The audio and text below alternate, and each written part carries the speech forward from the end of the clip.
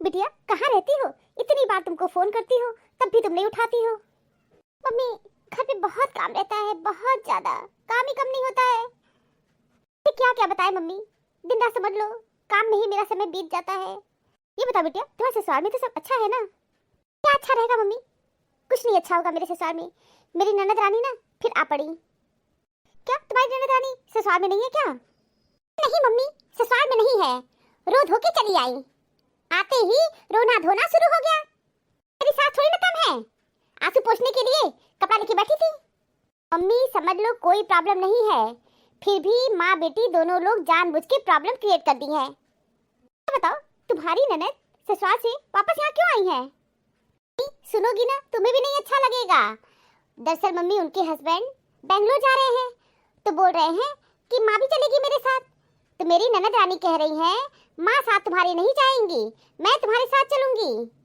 मेरी ननद रानी का कहना है या तो तुम्हारी माँ साथ तुम्हारी रहेंगी या तो मैं रहूंगी, दोनों लोग में से तुमको एक को सिलेक्ट करना है। हस्बैंड की पोस्टिंग बेंगलोर में हो गई है क्या?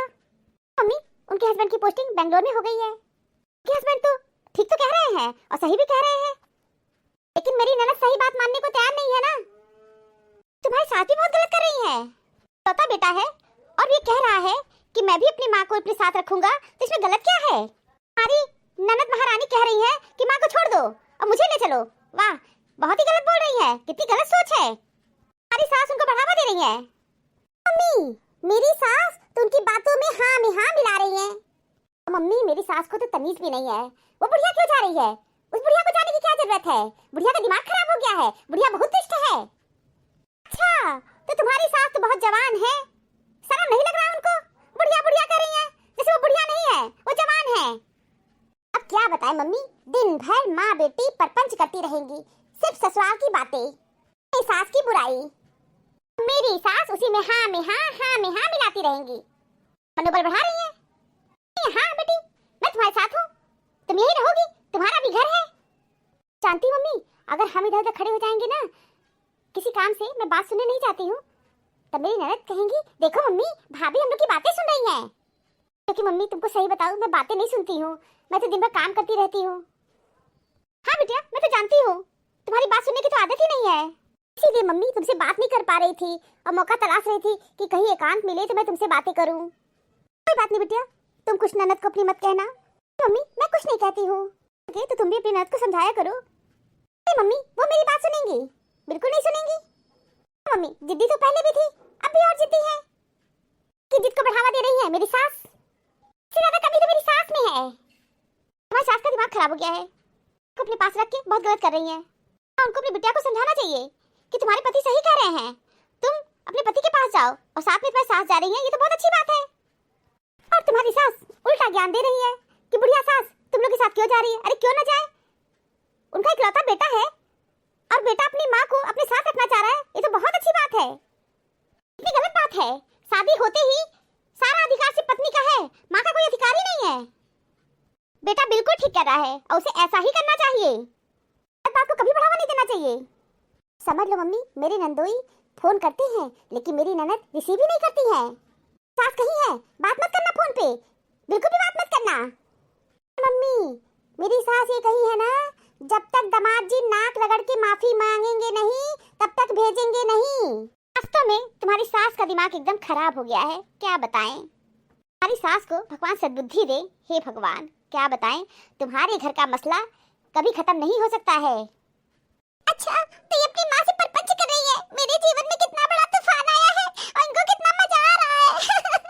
मजा आ रहा है, देखो मजे ले लेगी, बातें कर रही है। ले लो मजा भाभी ले लो, भगवान तुमको भी सजा देंगे। मम्मी मैं रखती हूँ, घर पे चल के आपसे बात करूंगी। अभी इतना परपंच यहाँ पे की है, अभी घर पे चल के और बात करेंगे। कमला क्यों रो रही हो बेटा, क्या हो गया? रोने दो मम्मी, मेरी किस्मत में रोना ही लिखा हुआ है मम्मी। कमला चुप हो जा बेटिया, नहीं रोते, चुप हो जाओ प्लीज, चुप हो जाओ बेटिया, हमको अच्छा नहीं लग रहा है, आंसू ना बहाओ प्लीज। बताओ कौन सी बात हो गई, बताओ बेटिया कौन सी बात हो गई जो तुम इतना रो रही हो?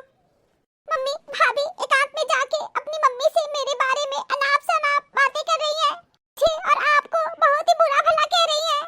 मम्मी हमारा ना भाभी को नहीं अच्छा लगा है मम्मी, तुम ही बताओ मम्मी हम क्या करें, तुम कहो, तुम अपने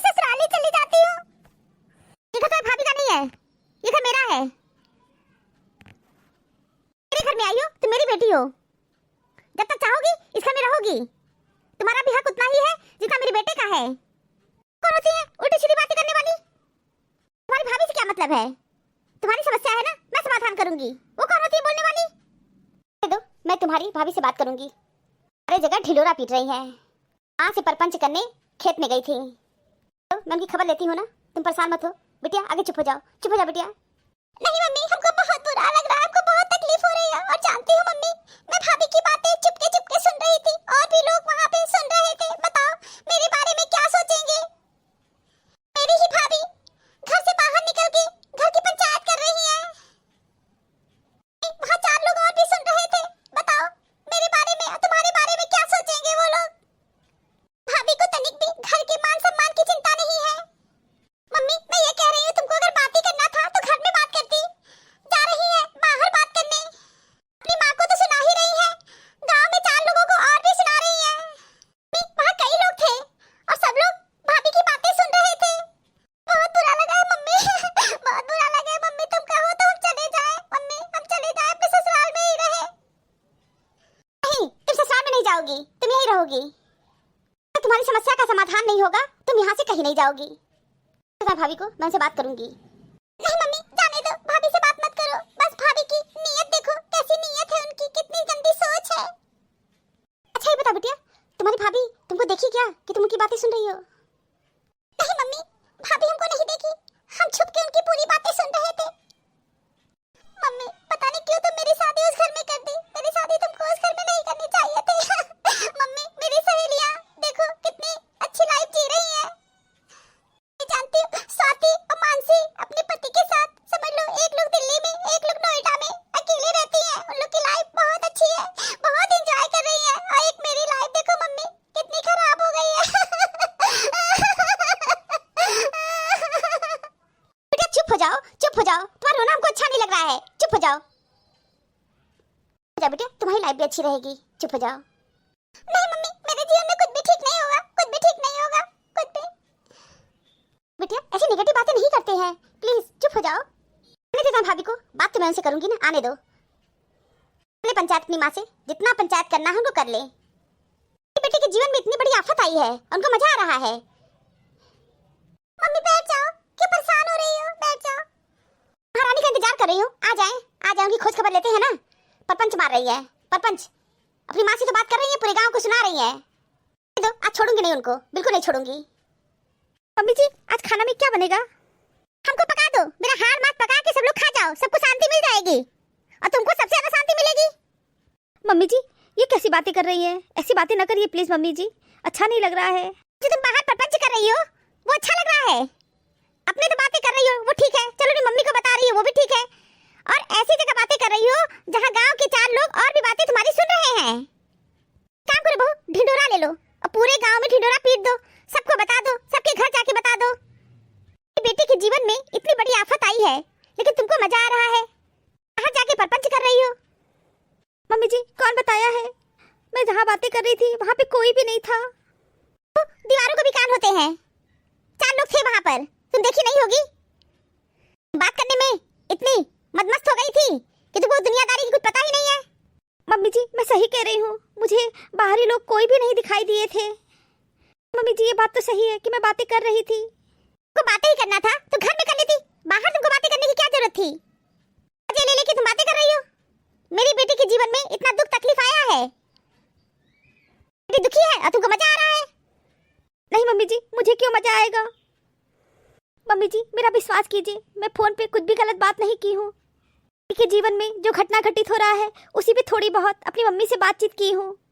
मम्मी भाभी झूठ बोल रही है, बहुत उल्टी सीधी बातें की है। आपको हमको बहुत उल्टा सीधा बोली है। मम्मी बहुत हंस के बातें कर रही थी, बहुत खुश होकर बातें कर रही थी।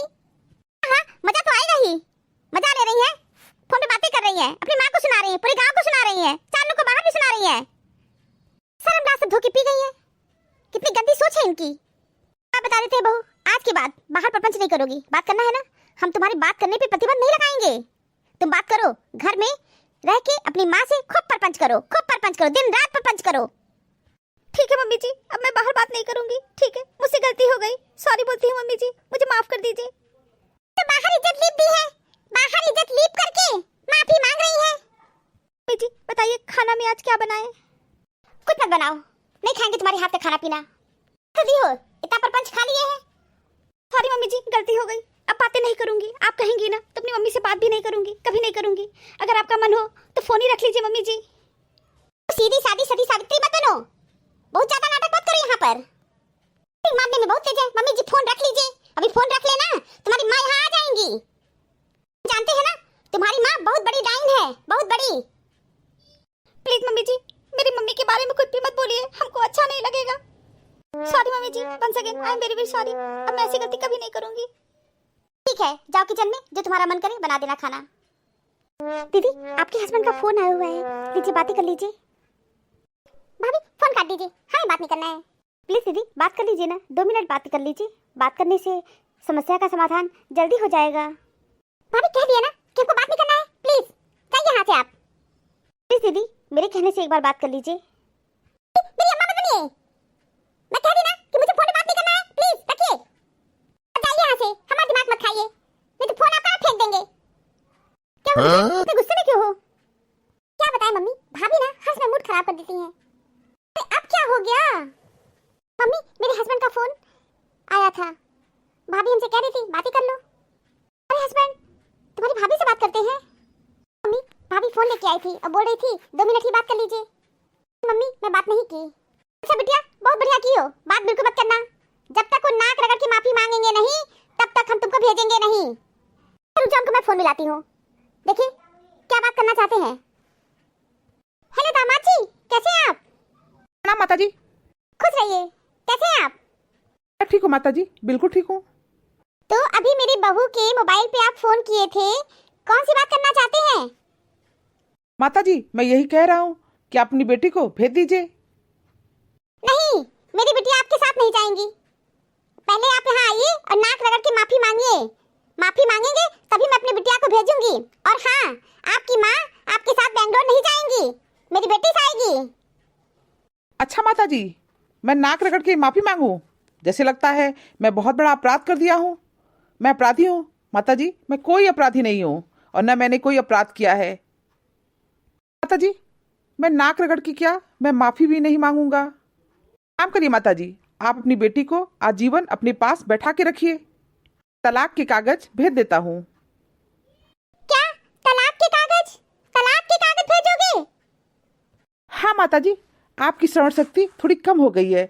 मैं कह रहा हूँ तलाक के कागज मैं भेज दूंगा। मम्मी क्या कह रहे थे? तलाक?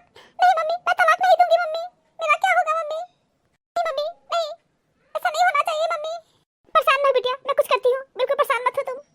नहीं मम्मी कुछ करो, मेरा क्या होगा मम्मी? मेरा तो पूरा जीवन खराब हो जाएगा मम्मी। नहीं मम्मी, तलाक नहीं होना चाहिए मम्मी। मम्मी खुद भी करके मेरे ससुराल वालों से बात करो मम्मी, मैं चली जाऊंगी। मुझे कोई प्रॉब्लम नहीं है मम्मी, मैं अपनी सास के साथ ही रह लूंगी, लेकिन मम्मी मैं तलाक नहीं दूंगी।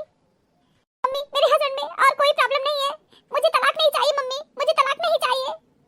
परेशान मत हो बिटिया, मैं भाभी को बुलाओ, मैं भाभी से बात करती हूँ, परेशान मत हो।